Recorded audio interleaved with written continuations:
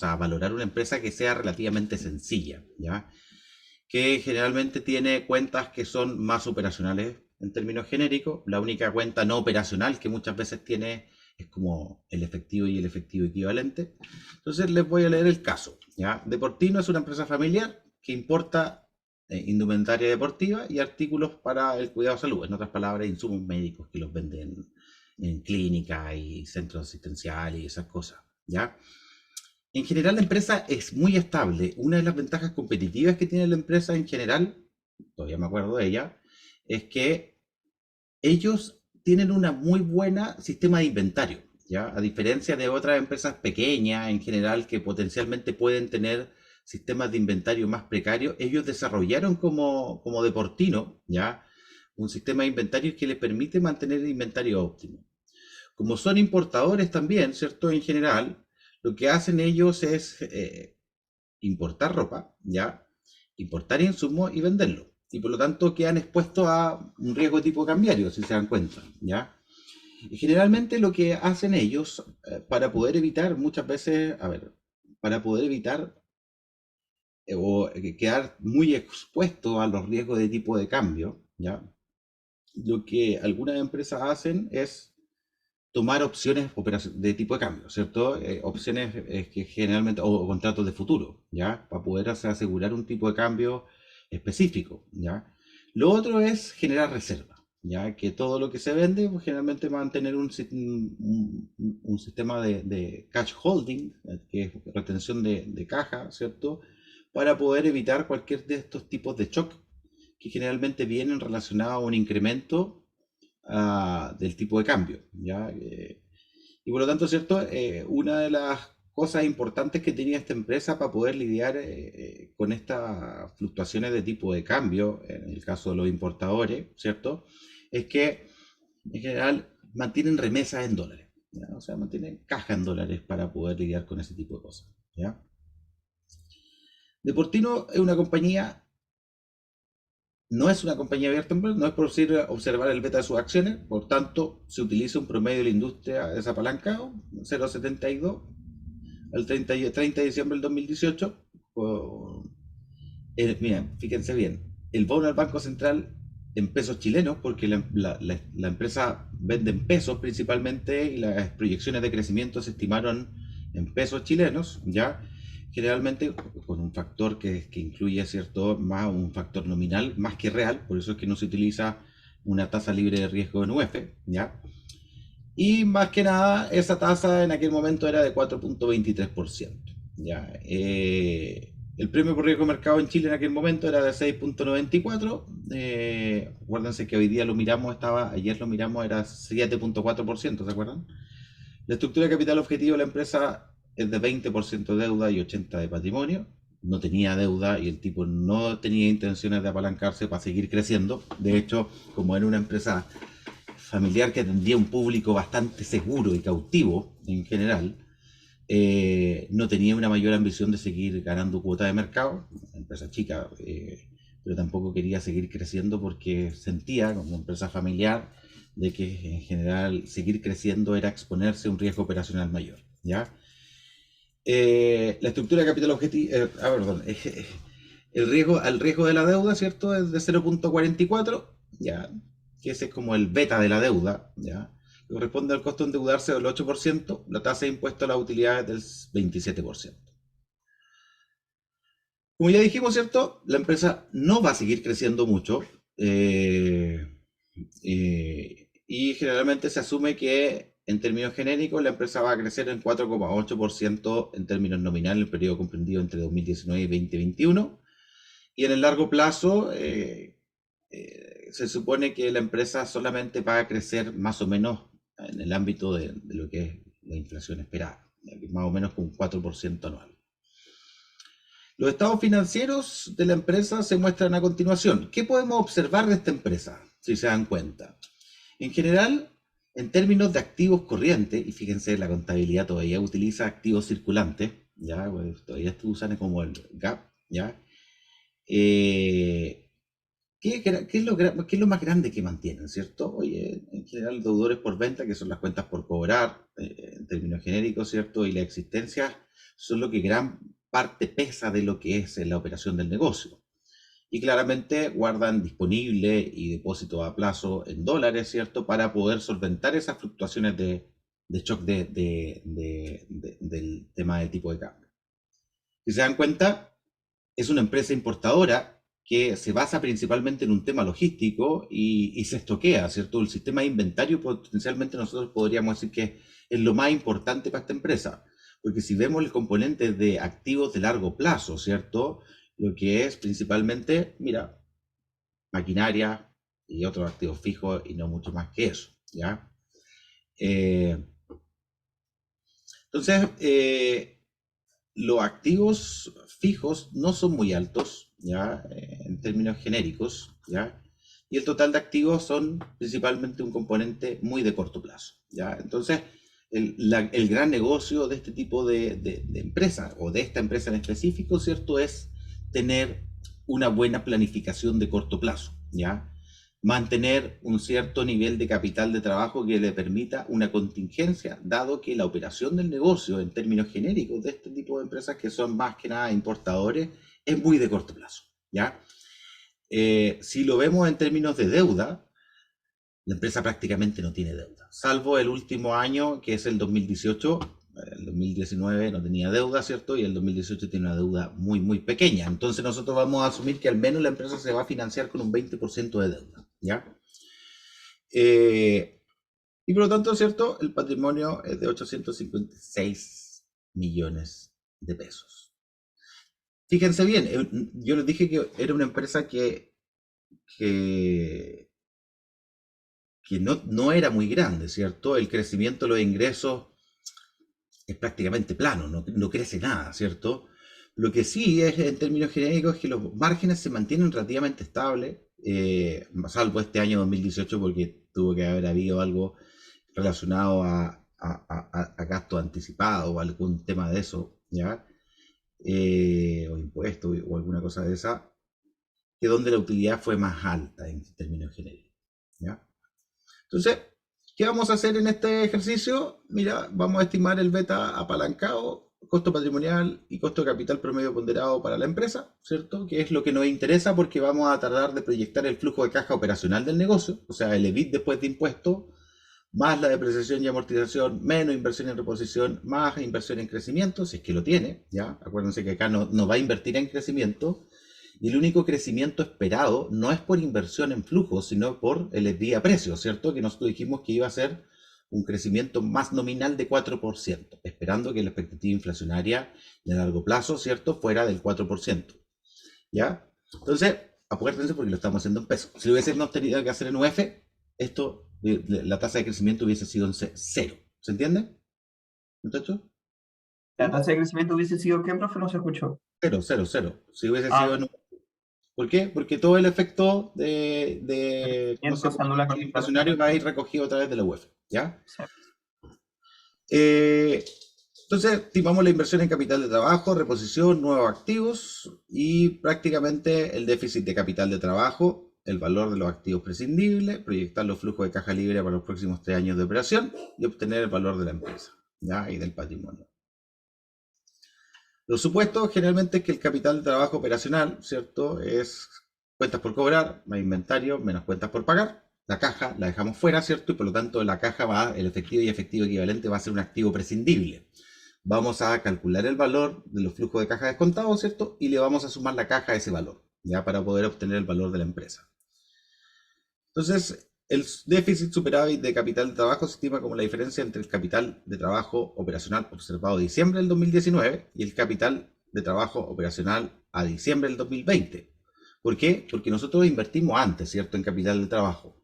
Ahora, por ejemplo, a diciembre del 2019, donde estamos haciendo la valoración, perdón, esto es 2019, 2018, 2018. Aquí hay un error. 2018 y esto 2019. Ahí sí. Como estamos haciendo la valoración a diciembre del 2018, ya,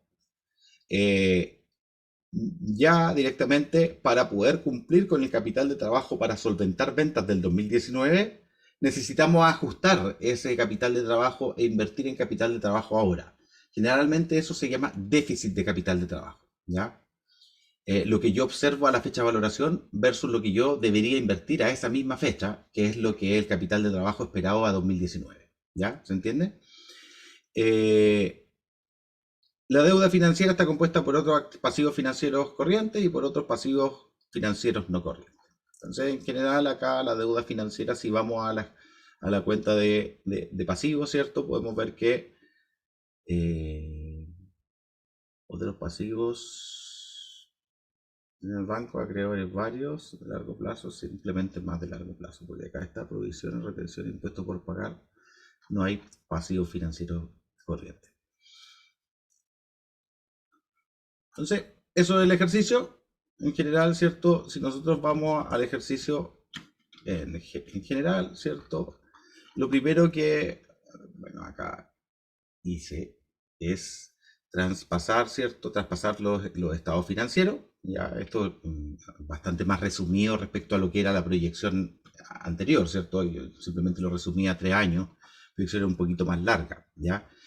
Entonces, si acá vemos los estados financieros, ¿cierto? Lo que podemos decir es que principalmente tenemos distintas cuentas, ¿cierto? En general también tenemos el estado de resultado histórico, en donde uno puede observar que del 2016 al 2017, ¿cierto? Uno tiene distintos tipos de ingresos, ¿ya? Esto como más resumido, para poder llevarlo a miles después al estado financiero, ¿ya? Y luego, ¿cierto? ¿Qué tenemos? Lo primero que nosotros debiésemos hacer, ¿cierto? Es poder estimar nuestra tasa de descuento, ¿cierto? Es como la primera pregunta que tenemos en este ejercicio, ¿cierto? Estime el beta apalancado, costo patrimonial y costo de capital promedio ponderado para la empresa, ¿ya? Nosotros sabemos, ¿cierto? Que en general los parámetros están dados, ¿ya? Y por lo tanto, ¿qué debiésemos estimar? Debiésemos estimar principalmente, no me funciona el lápiz.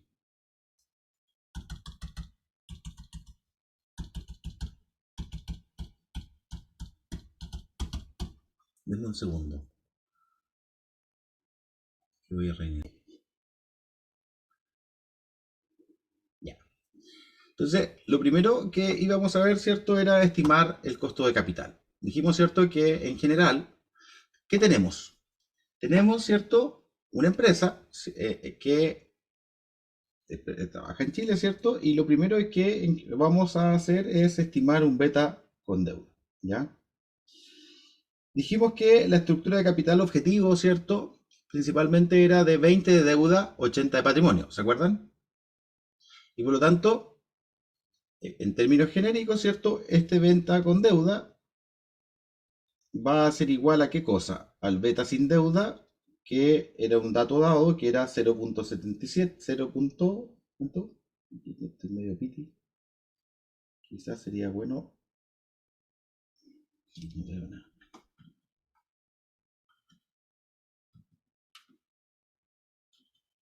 Beta con deuda. Ah, un segundo. Es 0.72. 0,72. Y esto multiplicado por 1 más 1 menos TC multiplicado por B sobre P, en donde B sobre P, ¿cierto? B sobre P menos el beta de la deuda multiplicado por 1 menos TC por B sobre P, ¿ya? Claramente la estructura de capital, ¿cierto? B sobre P es de 0,25, ¿ya? Porque es 0,2 de deuda, ¿cierto? Y 0,8 de patrimonio. Si uno divide 0,2 dividido por 0,8, 0,25, ¿cierto? Y la estructura de capital objetivo 0,25. Si aplicamos Rubinstein, ¿cierto? Para poder obtener este beta con deuda, lo que vamos a tener es que este resultado, en donde generalmente esto es 1 de 1 más 0,73 por 0,25. Profe, una pregunta. ¿Mm? ¿El beta partido en patrimonio siempre se hace con porcentajes o se puede hacer como con los valores? Es que no tenemos los valores.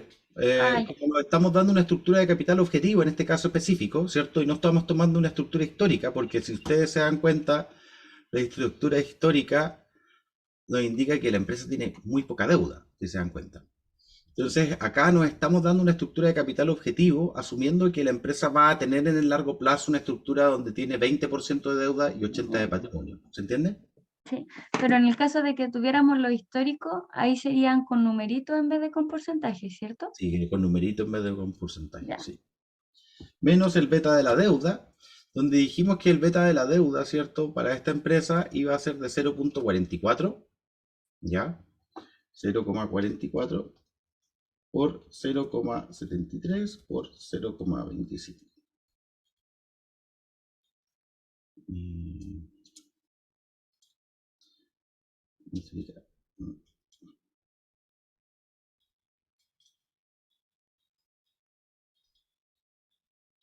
Mis números no son lo mejor, mi letra no es lo mejor del mundo, ¿ya?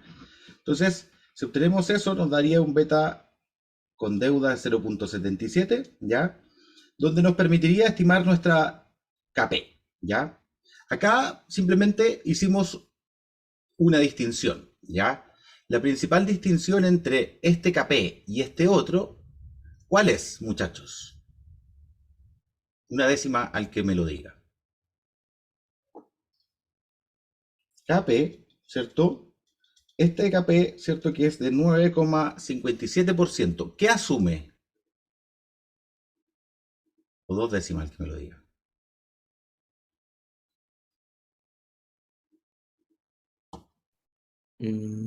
Profe, no era lo del robo, ¿sí? No. ¿Por qué hay una diferencia de 11,63 y 9,57?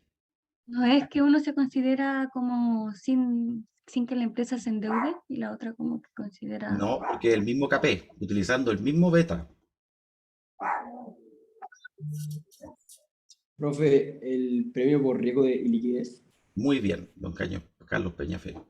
Nosotros sabemos que esta empresa, ¿cierto? No es líquida, ¿cierto? Y como no es líquida, en general, ¿ya? Nosotros estamos utilizando, podemos estimar el KP asumiendo como si fuera líquida, principalmente que es 9,57%. Esto no es correcto, ¿cierto? Y debiésemos utilizar principalmente un premio por riesgo de liquidez, que en este caso específico, ¿cierto? Si nosotros vemos, es del 2,06%, ¿ya? Claramente, esto es 1.27, porque dice 1.27 acá. OTC 0.27, ¿ya? Ahí sí. Es de el 11,63%. Si calculásemos, ¿cierto? Sabemos que en general acá lo que vamos a utilizar es este RF más el beta con deuda, multiplicado por un premio por riesgo de mercado, ¿cierto? Y multiplicado por, o sea, más el premio por riesgo de iliquidez. Me recuerda, don Carlos Peñafil, que es de 2,06% en este caso específico. Y básicamente, ¿qué vamos a hacer? Posteriormente tenemos el KP, sabemos que vamos a estimar el casero, que es el WACC, ¿ya? Este WACC, ¿qué va a hacer? Va a ser principalmente el KP multiplicado por 0,8, por patrimonio sobre valor, ¿cierto? Más KB multiplicado por 1 menos TC y multiplicado por deuda sobre valor, ¿ya? Profe, de nuevo, ¿qué formulita estamos usando para sacar el KP igual RF más beta con deuda? Esto es la Es fórmula porque, del KPM, sí, pero eso no es como para el KB. esto es KP. Sí. La fórmula del KPM es para estimar el porcentaje el porcentaje. Lo que pasa es que nosotros luego, ¿cierto? Cuando observamos un KB, principalmente lo que decimos es que este KB, para poder estimar el beta sin deuda, el beta de la deuda, perdón, es RF más el beta de la deuda multiplicado por premio por riesgo de mercado, que también se utiliza el KPM. Mm. ¿Se entiende? Entonces el KPM se puede usar para ambos. Para ambos, ¿sí? O sea, que la Por- idea es que el KP tú lo puedes estimar Si tú no tienes un bono que marque fecha en aquel momento, ¿cierto? Para el tema de la deuda, probablemente vas a tener que estimar una YTM más o menos relativamente ficticia a través con el beta de la deuda, ¿ya? O al utilizar un método de valoración un poquito más ¿cómo se llama? Más estilizado, ¿ya? O un poquito más formal. ¿Qué más cosas tenemos? Entonces acá este K0 va a ser igual a 11,63% más, perdón, multiplicado por 0,8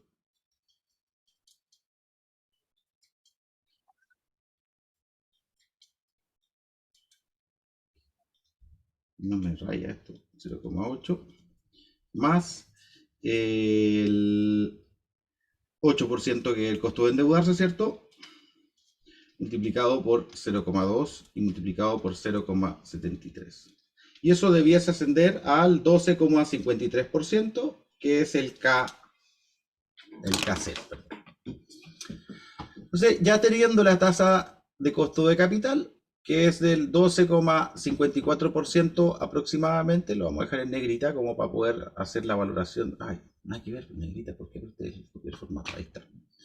Que es lo que vamos a utilizar, ¿ya?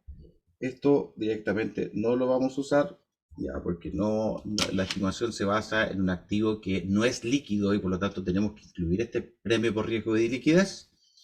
Lo que vamos a proceder, ¿cierto? Posteriormente, ¿cierto? Es a poder evaluar las distintas otras cosas que se encuentran para la estimación de lo que es principalmente el valor de la empresa, ¿ya? Entonces, ¿se acuerdan que dijimos que en general lo primero que debiésemos estimar, ¿cierto? Es principalmente una estimación de la proyección del negocio, ¿ya? Las tasas de crecimiento que tenemos básicamente, y de ahí proyectar un estado de resultado.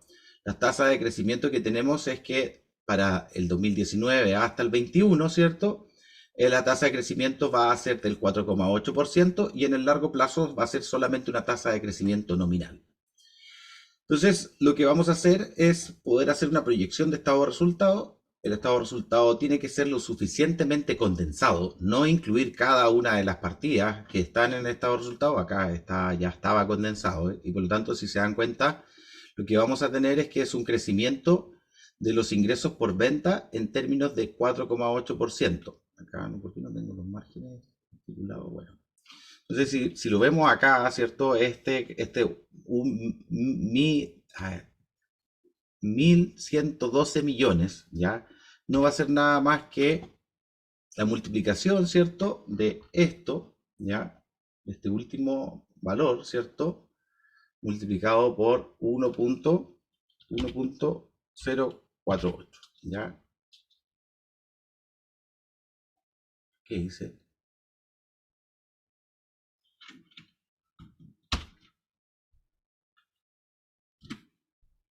Entonces son los 1.112, acá está principalmente estimado a través de lo que son los márgenes principalmente. Acá, si se dan cuenta,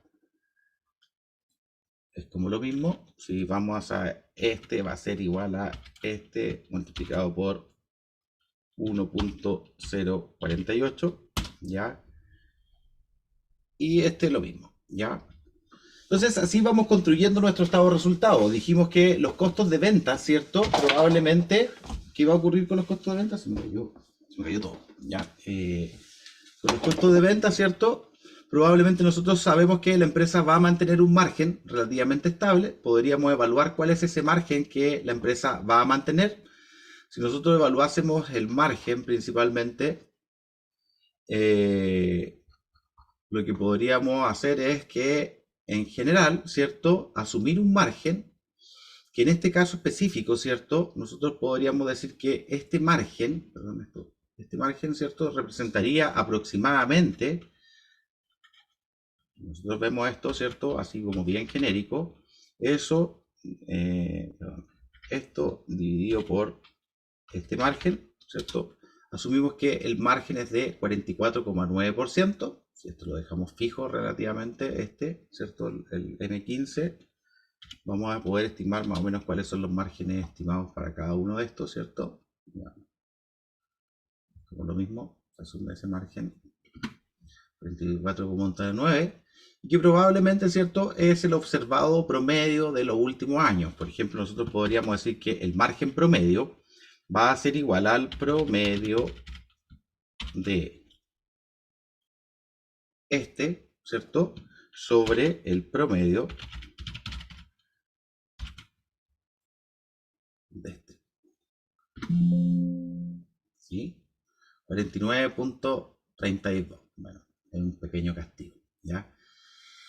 Entonces, si vamos construyendo el estado de resultados de esa forma, ¿cierto? Finalmente lo que vamos a observar, ¿cierto?, va a ser un margen, un gasto de administración, ¿cierto?, la utilidad operacional, el pago de impuestos del 27%, ¿cierto? Y vamos a proyectar un estado de resultado que principalmente se va a basar, ¿cierto?, en que la empresa, ¿cierto?, lo que va a tener, ¿cierto?, una utilidad operacional.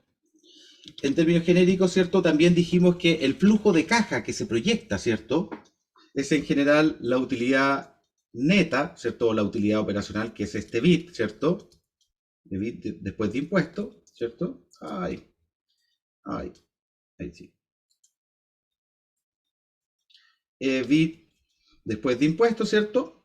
Claro, esto es por 1 menos TC, más depreciación y amortización. Pero aquí, ¿qué estamos diciendo?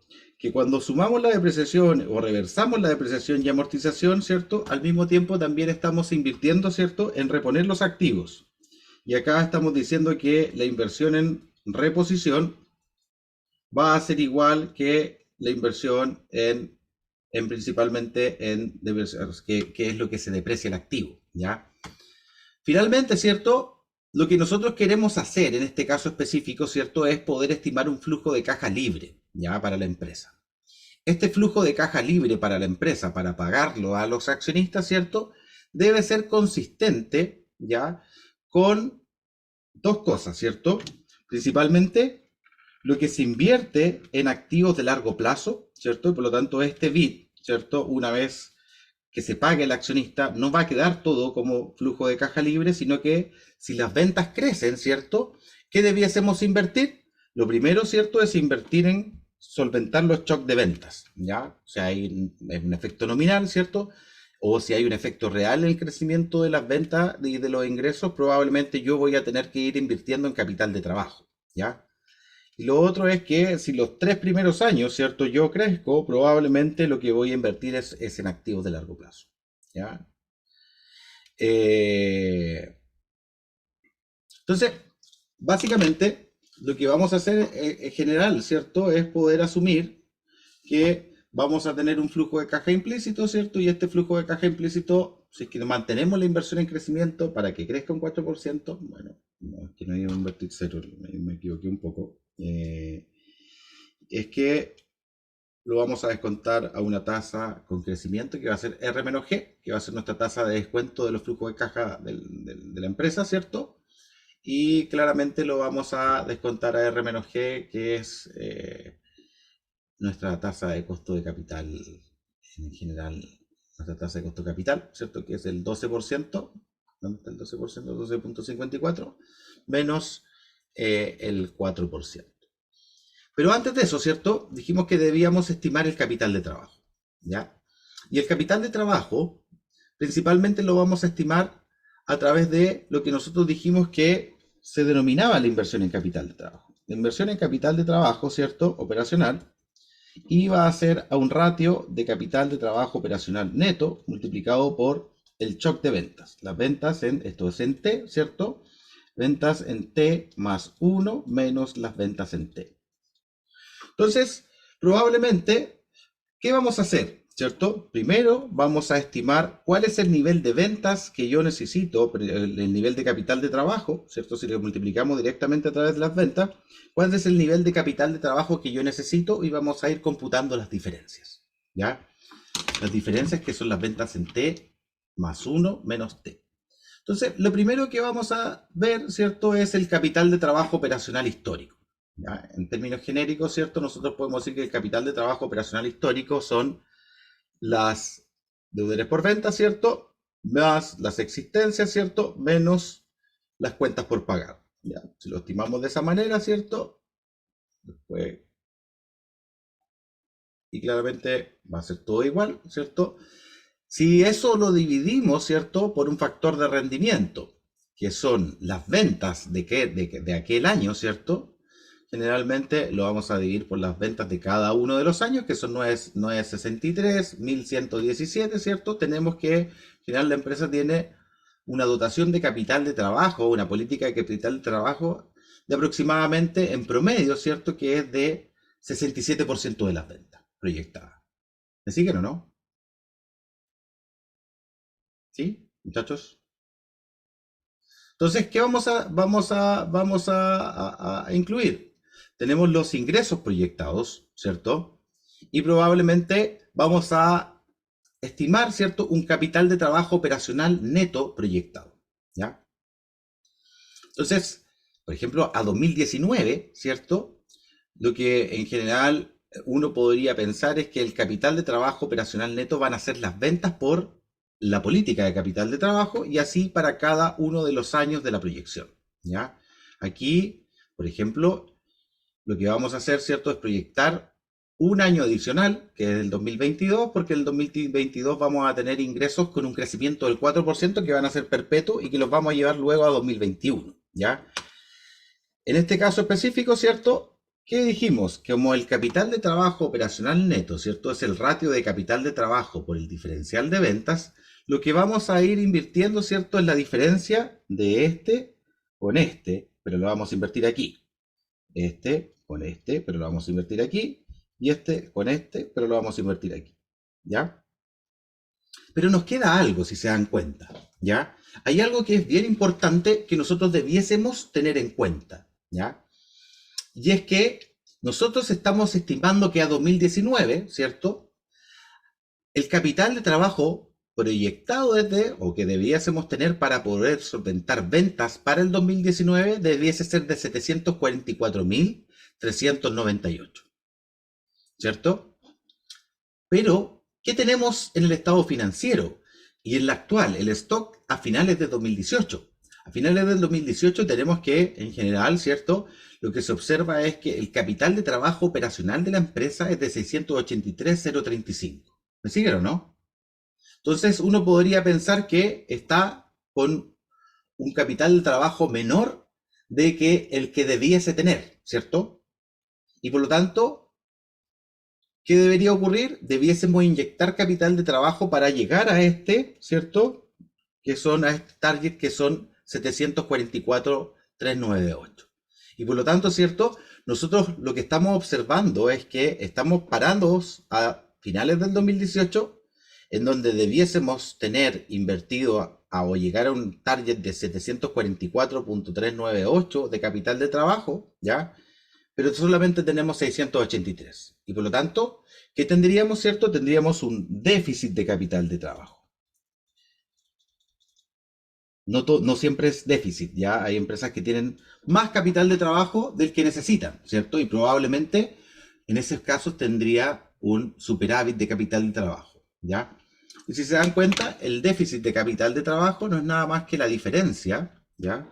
Entre el que yo estimo, cierto proyecto, versus el que yo observo, ¿ya? Entonces, si ahora vamos, ¿cierto? Al cuadro, a la valoración, al flujo de caja, ¿qué vamos a tener?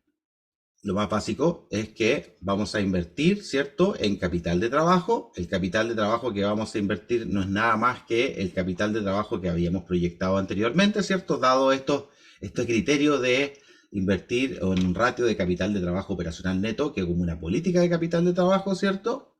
El déficit no lo incluimos en la proyección de flujos porque hoy es donde nosotros debiésemos solventar ese déficit, no en la proyección futura. ¿Ya? Acuérdense que esos flujos los vamos a descontar. Y lo único que nos quedaría, ¿cierto?, es la inversión en activos de largo plazo. ¿Ya? En el caso de los activos de largo plazo, principalmente el razonamiento es el mismo, ¿cierto?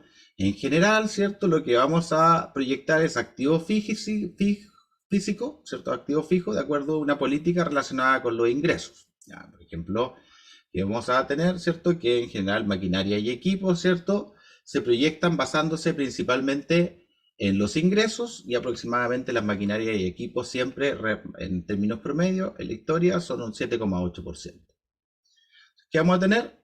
Vamos a proyectar un activo fijo, términos proyectados, ¿cierto? Y vamos a ir invirtiendo de la misma manera, ¿ya? Para poder solventar cuánto es la operación en términos de activos físicos que necesitamos para poder solventar ventas futuras. Entonces, básicamente lo vamos a incluir en la inversión, ¿cierto? Que no es un monto que sea excesivo, dado que la empresa utiliza muy poco activo fijo para poder operar, ya activo no corriente, perdón, propiedades, planta y equipo, como se dice hoy en día. Y ya tendríamos prácticamente lo que es la utilidad operacional, ¿cierto? Más el gasto por depreciación, menos la inversión en reposición, que estos dos se netean. Simplemente lo dejé como más explícito para no eliminar los dos ítems, ¿ya? Y luego vienen las inversiones para poder determinar el flujo de caja libre. Claramente cada año determinamos un flujo de caja libre, ¿cierto? Y asumimos, ¿cierto?, que en el futuro, ¿cierto?, en general el flujo de caja va a ser un 4% del flujo de caja libre, mayor que el flujo de caja libre que se genera en el 2021, ya, el 2022, y lo traemos a perpetuidad, ¿cierto? Y va a ser 1.075 millones. Entonces, tenemos el flujo de caja libre. Acuérdense que lo que estamos proyectando aquí, ¿cierto?, es el flujo caja libre de los activos operacionales del negocio, ¿ya? Y por lo tanto, cuando calculemos el valor presente de esto, ¿cierto?, vamos a calcular el valor presente de los activos operacionales del negocio, ¿ya? Si nosotros calculamos el valor presente de los activos operacionales, ¿cierto?, a una tasa que es del 12, y tanto por ciento, ¿ya? ¿Dónde está el 12% acá? Ahí está, 12,54. Prácticamente lo que tenemos es que el valor de los activos operacionales del negocio a valor económico valen 934 millones de pesos, ¿cierto? Probablemente los activos prescindibles son de 342.904. Acuérdense que los activos prescindibles que definimos, los activos prescindibles son el disponible, los depósitos a plazo, ¿cierto? Y otras inversiones que no sabemos qué lo que es y probablemente no intervienen dentro de la operación normal del negocio, ¿ya? Por lo tanto, son 300 millones que tienen en stock, ¿ya? Básicamente lo que vamos a restar es la deuda que observamos principalmente a finales del 2021, que es de 4.543.000, ¿cierto? Y tenemos un patrimonio económico de 1.220.068. Acá no tenemos un valor de una acción porque no tenemos el número de acciones dado que es una sociedad cerrada, ¿ya? Podríamos poner un número de acciones, pero claramente no lo tenemos. Hay cosas que hay que tener en cuenta en una valoración de este tipo. Los supuestos tienen que ser los más simples posibles, ¿ya? La idea es que uno los pueda poder explicar, ¿ya? No sé si tienen duda o no entendieron nada, pero por lo menos les queda el video para que repasen. ¿Tienen dudas, muchachos? Profe, yo le quería preguntar si el video de ayer lo puede subir. El déficit de capital de trabajo es el capital de trabajo observado en T, ¿cierto? Versus el capital de trabajo necesario en T más 1, ¿ya? T más 1 siempre pensando que es el primer año de la proyección, ¿ya? Y por eso yo tengo que invertirlo en T, donde es el año 0, donde yo voy a valorar la empresa. ¿Se entiende? ¿Sí? Una consulta, ¿qué tan largo va a ser el examen? Porque estaba viendo las ayudantías que subió y uno de caso Copec de otoño 2019 y es gigante. No va a ser más corto que eso. Aquí solo los ejercicios Si te das cuenta, de... ese caso Copec tenía todo. Tenía Rubinstein, Modigliani Miller, tenía proyección, entonces tenía valoración y era un ejercicio prácticamente el examen. Entonces la idea es que no sea así, porque si no se concentra mucho el riesgo en un ejercicio, ¿ya? Sí, yo también vi un ejercicio de un examen, pero